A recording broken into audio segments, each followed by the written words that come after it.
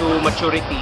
It is a step to becoming older. It is a step for you to think more of your future rather than what you should do now na dula-dula mo. Kasi in first year kasi, sa first year man, then mo ma-experience yan, nagagay ka free time na ma-confuse ka na kung asa mo ilagay yung free time. Mag-study ka ba or maglaag ka, di ba? Kaya kami masyadong pwedeng gawin sa ano, lalo na dito ka sa gitna ng syudad.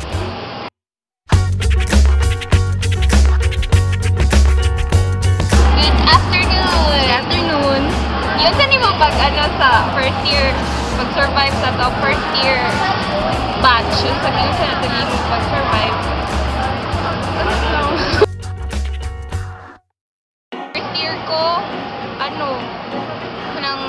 naghag-influence sa ang barkada, inom diri, laag dito, halos di mo sunod ang klase, kaya magdaghan pang kuhaan ang importante na yung sa gawas.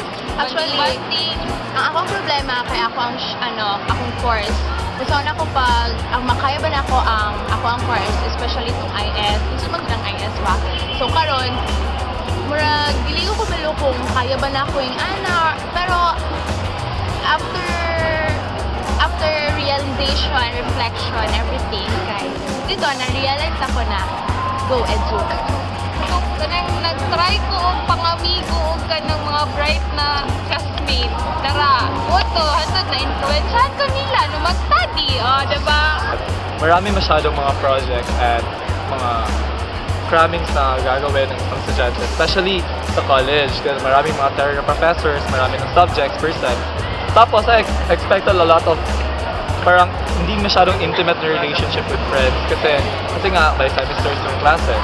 So I overcame those things or those problems bilang first year by indulging myself into activities na worthwhile naman yung nai-enrich sa aking first year life. Somehow, these activities paved way para sa akin upang mabuhay bilang artista for 4 years. Maganda talaga yung education. I mean, dahil nga sa tuition, at alam naman din natin na Ateneo to, isa to sa mga pinakamagandang eskwelahan dito sa Davao. So, you can guarantee na maganda talaga yung education. I met new friends, new people, and reconciled with old ones.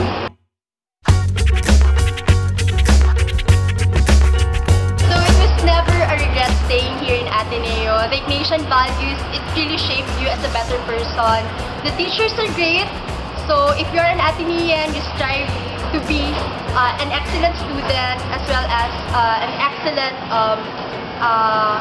citizen here in our country. Hello first year students! Welcome to the school year 2010 to 2011. Welcome to